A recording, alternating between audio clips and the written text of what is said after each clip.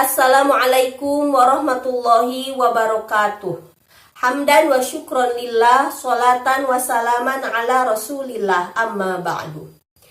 Ketika seorang wanita mengalami haid ataupun mengalami nifas, maka harus benar-benar memperhatikan waktu ketika datangnya darah tersebut dan juga waktu ketika berhentinya darah tersebut. Karena ini berkaitan dengan masalah sholat. Apabila seorang wanita yang belum melaksanakan sholat, kemudian keburu datang darah haid, apakah wanita tersebut ketika telah bersuci wajib mengqadha sholat yang tadi? Untuk mengetahui jawabannya, simak video ini sampai akhir.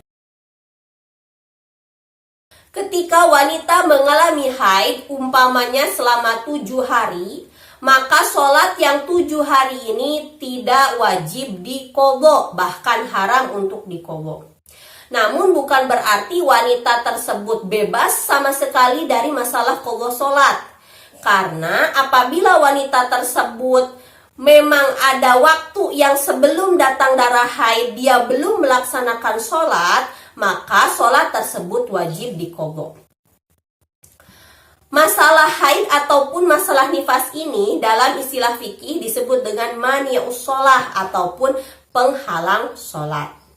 Apabila datangnya darah haid berada di dalam waktu sholat dan telah melewati waktu yang cukup untuk melaksanakan sholat, sedangkan wanita tersebut belum melaksanakan sholat, maka sholat tersebut wajib untuk diqadha. Dan sholat yang diqadha adalah sholat yang ditinggalkan pada saat itu saja, tidak dengan sholat yang sebelumnya ataupun sholat yang setelahnya. Walaupun sholat yang sebelumnya atau yang setelahnya ini bisa dijamak. Mengenai ukuran waktu yang digunakan untuk menjadi patokan apakah dia telah memiliki kewajiban untuk qadha sholat ketika belum melaksanakannya adalah disesuaikan dengan kondisi wanita tersebut. Yang pertama, apabila wanita itu wanita yang dalam keadaan di rumah, tidak safar, kemudian juga wanita yang tidak istihadhah, maka ukuran waktunya adalah seukuran waktu yang cukup untuk melaksanakan sholat. Yang kedua, apabila wanita tersebut dalam perjalanan, maka ukuran waktunya adalah seukuran waktu yang bisa digunakan untuk melaksanakan sholat dengan cara diqosor. Kemudian yang ketiga, apabila wanita tersebut adalah wanita yang istihadhah, maka ukuran waktunya adalah seukuran waktu yang cukup untuk wanita istihadhah tersebut bersuci dan juga melaksanakan sholat. Umpamanya, seorang wanita keluar darah haid jam 1 siang, sedangkan dia belum melaksanakan sholat duhur. Nah, waktu duhurnya adalah jam 12, berarti ada waktu 1 jam yang sebenarnya dia dalam kondisi suci, tapi dia tidak melaksanakan sholat. Apakah sholat duhur ini wajib untuk diqadha? Jawabannya wajib untuk diqadha.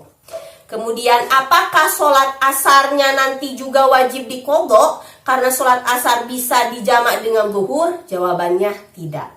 Jadi hanya sholat duhur saja yang wajib untuk diqadha. Bahkan kata tadi, walaupun hanya seukuran waktu yang bisa digunakan untuk sholat. Umpama, duhur jam 12, wanita tersebut belum melaksanakan sholat. Keburu datang darah haid ketika jam 12:05. Nah, berarti yang 5 menit ini apakah bisa digunakan untuk melaksanakan sholat? Tentunya bisa, cukup. Maka wanita tersebut ada kewajiban untuk mengganti sholat duhurnya atau mengqadha sholat duhurnya. Namun apabila waktu zuhurnya itu jam 12, Lalu darah haid itu datang ketika jam 12 lewat 1 menit. Sedangkan 1 menit ini tidak cukup untuk wanita tersebut melaksanakan sholat zuhur, maka dia tidak ada kewajiban untuk melaksanakan qada sholat zuhur. Kemudian yang kedua mengenai qada sholat ketika darah haid atau darah nifas berhenti.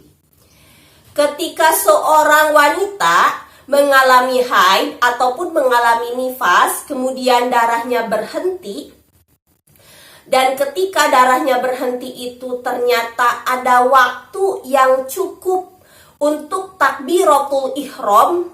Takbiratul ihram yakni adalah lafaz Allahu Akbar. Kemudian keburu datang waktu sholat yang sesudahnya, maka wanita tersebut mempunyai kewajiban qada sholat yang tadi. Jadi kalau untuk datangnya haid itu ukurannya seukuran melaksanakan sholat. Jadi ukurannya lama, kira-kira 5 menit. Kalau untuk sholat biasa, kalau untuk sholat yang dalam perjalanan kira-kira mungkin 3 menit. Kalau untuk sholatnya wanita istihadhah kira-kira 10 menit. Namun mengenai hilangnya darah ini, hilangnya mani'us shalah ini, ukurannya lebih sebentar. Hanya dengan seukuran takbiratul ihram saja, yakni lafaz Allahu Akbar.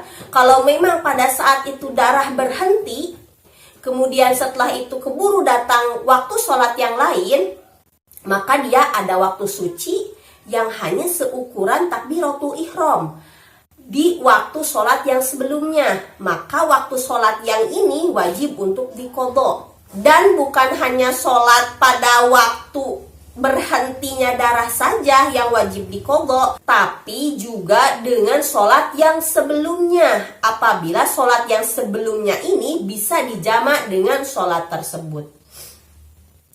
Umpamanya, seorang wanita mengalami haid, kemudian darahnya itu berhenti jam 6 kurang 1 menit. Sedangkan masuk waktu sholat maghrib adalah jam 6 pas. Berarti ada waktu 1 menit. Sedangkan pada waktu 1 menit ini cukup untuk takbiratul ihram. Berarti wanita tersebut wajib melaksanakan qada sholat asar. Dan bukan hanya sholat asar saja, wanita tersebut juga wajib melaksanakan qada sholat zuhur, karena sholat zuhur bisa dijamak dengan sholat asar. Seringkali terjadi di masyarakat adanya salah pemahaman mengenai kewajiban sholat ketika darah haid atau darah nifas telah berhenti. Ada beberapa yang masih beranggapan bahwa adanya kewajiban sholat itu ketika wanita haid atau nifas telah berhenti kemudian telah mandi wajib. Padahal ini adalah pendapat yang keliru, sehingga ada yang mengakhir-akhirkan mandi wajib karena malas untuk sholat. Umpamanya, ada yang berhenti darah haidnya hari Senin, mandi wajibnya hari Rabu. Dan dia mengakhir-akhirkan mandi wajibnya karena memang malas untuk melaksanakan sholat. Dia mengira bahwa ketika dia belum mandi wajib, oh berarti belum ada kewajiban untuk melaksanakan sholat. Sedangkan kalau sudah mandi wajib, berarti ada kewajiban untuk melaksanakan sholat. Ini adalah pemikiran yang salah. Justru karena dia telah mengakhirkan waktu mandi wajibnya, sedangkan berhentinya di hari Senin, berarti qada sholatnya jadi sangat banyak. Karena adanya kewajiban untuk sholat itu ya pada saat darah berhenti, bukan karena sudah mandi wajibnya. Namun memang ketika darah berhenti, tentunya kalau mau melaksanakan sholat harus mandi wajib dulu, karena harus membersihkan hadas besar. Jadi jangan sampai kita sebagai wanita mengakhir-akhirkan mandi wajib, apalagi kalau memang darah dicek sudah benar-benar berhenti. Ingat cara mengecek darah haid apakah masih keluar atau berhenti, Tidak cukup dengan dilihat pada celana dalam, tapi harus menggunakan kafas yang dimasukkan ke dalam farji bagian dalam. Kalau memang tidak ada darahnya, berarti darah telah berhenti. Maka kita harus segera mandi wajib dan juga segera melaksanakan ibadah sholat dan yang lainnya. Itulah yang dapat saya sampaikan, semoga bermanfaat dan juga mudah untuk dipahami.